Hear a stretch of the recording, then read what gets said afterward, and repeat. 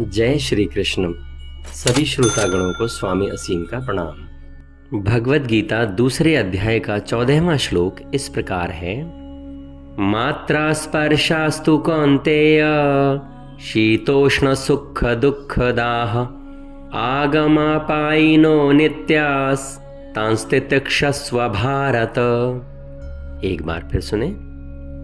मात्रा स्पर्शास्तु कौन्तेय शीतोष्ण सुख दुःखदाः आगमापायिनो नित्यास् तांस्तितिक्षस्व भारत। अर्थात यहाँ भगवान कृष्ण अर्जुन से कहते हैं, हे कुंती नंदन, इंद्रियों के विषय तो शीत और उष्ण के द्वारा सुख और दुख देने वाले, आने जाने वाले अनित्य हैं। हे भरतवंशी अर्जुन, उनको तुम सहन करो। यहाँ इस श्लोक का हम भाव समझने का प्रयत्न करते हैं। मित्रों, सबसे पहले तो इस श्लोक में हमें यह ध्यान देना चाहिए कि भगवान कृष्ण अर्जुन को दो नामों से पुकार रहे हैं। शुरू में अर्जुन के लिए कौन्तेय शब्द का इस्तेमाल किया गया है और श्लोक के अंत में भारत। वास्तव में कौन्तेय कहकर अर्जुन को भगवान कृष्ण जगाना चाहते हैं। जैसा कि हम जानते हैं, आम बोलचाल की भाषा में भी अगर यदि हमारा कुछ नाम है और हमारी माता के नाम से हमें पुकारा जाए तो हमें एक अलग तरह की ऊर्जा, एक अलग तरह की शक्ति हमारे अंदर जागृत हो जाती है। ठीक उसी प्रकार अगर हमें हमारे वंश के नाम से पुकारा जाए, हमारे पूर्वजों के नाम से भी हमें पुकारा जाए, तो भी एक अलग तरह की ऊर्जा, एक अलग तरह का संचार हमारे भीतर हो जाता है। यहां अर्जुन कहकर के भी काम चल सकता था, लेकिन यही तो भगवान कृष्ण की साइकोलॉजी है। वो अर्जुन को उनकी माता और उनके वंश के, उनके पितरों, उनके कुल, जिस कुल से वो संबंधित हैं, उससे उसे पुकार रहे हैं, यानी जागृति लाना चाहते हैं। नहीं तो कह सकते थे, अरे दिमाग खराब हो रहा है अर्जुन भाई, मैं इतने वक्त से समझा रहा हूं, तेरे समझ में ही नहीं आ रही। लेकिन नहीं, बहुत ही शानदार शब्दों का इस्तेमाल करते हुए, एक अलग साइकोलॉजी का इस्तेमाल, परिचय देते हुए यहाँ कृष्ण अर्जुन को झकझोर रहे हैं। इस श्लोक में मात्रा स्पर्श शब्द का इस्तेमाल हुआ है। मात्रा से यहाँ अर्थ है इंद्रियां तथा अंतःकरण। मतलब इंद्रियों और अंतःकरण से जिनका ज्ञान होता हो, ऐसे सृष्टि के मात्र पदार्थ मात्रा स्पर्श हैं, जिन्हें हम माप तौल कर सकते हैं, जिन्हें हम देख सकते हैं, सुन सकते हैं, महसूस कर सकते हैं, वो मात्रा स्पर्श है। यहाँ भगवान कह रहे हैं, जैसे शरीर कभी एक रूप नहीं रहता, प्रतिपल बदलता रहता है, ऐसे ही इंद्रियां, मन, बुद्धि से जिनका ज्ञान होता है, वो संपूर्ण सांसारिक पदार्थ, वो भी कभी एक रूप नहीं रहते। उनका भी संयोग और वियोग होता है। जिन पदार्थों को हम चाहते हैं, उनके मिलने से हमें सुख होता है और उनके छूटने से हमें दुख होता है।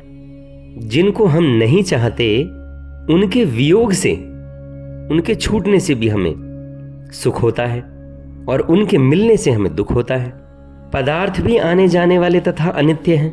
ऐसे ही जिनके पदार्थ का ज्ञान होता है, वे इंद्रियां और अंतःकरण भी आने जाने वाले तथा अनित्य हैं, नित्य नहीं हैं। और पदार्थ से होने वाले सुख दुख भी आने जाने वाले तथा अनित्य हैं। तो भगवान कृष्ण कह रहे हैं अर्जुन को, उनको सह लेना चाहिए।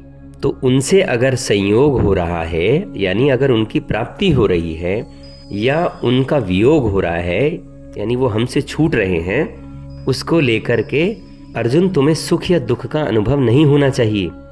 सुख और दुख दोनों अलग अलग होते हैं और उनको देखने वाला एक ही होता है।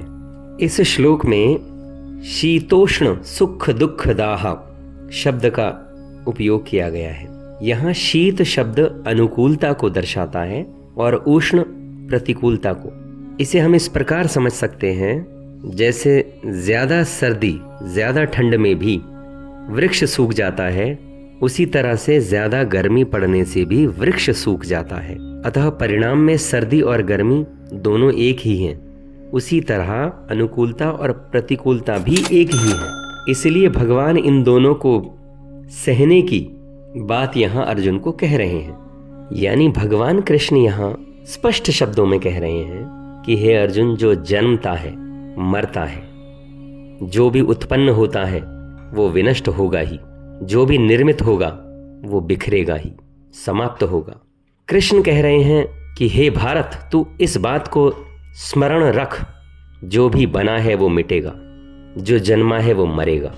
जिसके मिटने से दुख का कारण नहीं रह जाता, उसके होने से सुख का कोई कारण नहीं रह जाता। वास्तव में हमारे सुख दुख हमारी इस भ्रांति से जन्मते हैं कि जो भी मिला है वो रहेगा। जब कोई प्रियजन हमसे आकर मिलता है तो हमें सुख मिलता है, लेकिन जो आकर मिला है वो जाएगा भी। जहां मिलन है वहां विरह है। जो मिलन में विरह को देख ले, उसके मिलन का सुख विलीन हो जाता है, उसके विरह का दुख भी विलीन हो जाता है। यहाँ भगवान कृष्ण बहुत बड़ी बात कह रहे हैं। जो जन्म में मृत्यु को देख ले, उसकी जन्म की खुशी विदा हो जाती है, उसका मृत्यु का दुख विदा हो जाता है। ये गंभीर है सोचना। जहां सुख और दुख दोनों ही विदा हो जाते हैं, वहां जो शेष रह जाता है उसका नाम ही आनंद है। आनंद सुख नहीं है, आनंद सुख के स्थिर होने का नाम नहीं है। आनंद मात्र दुख का अभाव नहीं है, आनंद मात्र दुख से बच जाना नहीं है। आनंद सुख और दुख दोनों से ही उठ जाना है, दोनों से ही बचकर चलना है। असल में सुख और दुख एक ही सिक्के के दो पहलू हैं। जो मिलन में सिर्फ मिलन को देखे और विरह को नहीं देखे, वह क्षण भर के सुख को उपलब्ध होता है। फिर जो विरह में सिर्फ विरह को देखे, मिलन को नहीं देखे, वह क्षण भर के दुख को उपलब्ध होता है। जबकि मिलन और विरह एक ही प्रक्रिया के दो हिस्से हैं। इसलिए जो सुखी हो रहा है उसे जानना चाहिए वो दुख की ओर अग्रसर हो रहा है, और जो दुखी हो रहा है उसे जानना चाहिए वो सुख की ओर अग्रसर हो रहा है।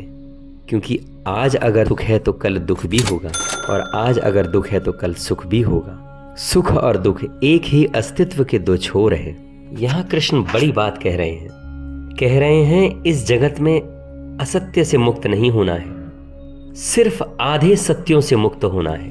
बहुत बड़ी बात है ये।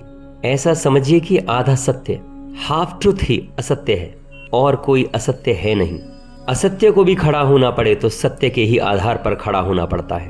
वह अकेला खड़ा नहीं हो सकता, उसके पास अपने कोई पैर नहीं है। कृष्ण कह रहे हैं अर्जुन से, तू पूरे सत्य को देख। हे अर्जुन, तू आधे सत्य को देखकर विचलित, पीड़ित, परेशान हो रहा है। जहां भी दुख है, जहां भी सुख है, वहां आधा सत्य होगा, और आधा सत्य पूरे समय पूरा सत्य बनने की कोशिश कर रहा है। जीवन पूरे समय अपने से विपरीत में यात्रा है। इधर सुबह होती है, उधर सांझ होती है। इधर दिन निकलता है, उधर रात हो जाती है। इधर रात है, उधर दिन तैयार हो रहा है। जीवन पूरे समय अपने से विपरीत में यात्रा कर रहा है। कृष्ण कहते हैं अर्जुन से, हे भारत, पूरा सत्य देख। तुझे पूरा दिखाई पड़े तो तू अनुद्विग्न हो सकता है।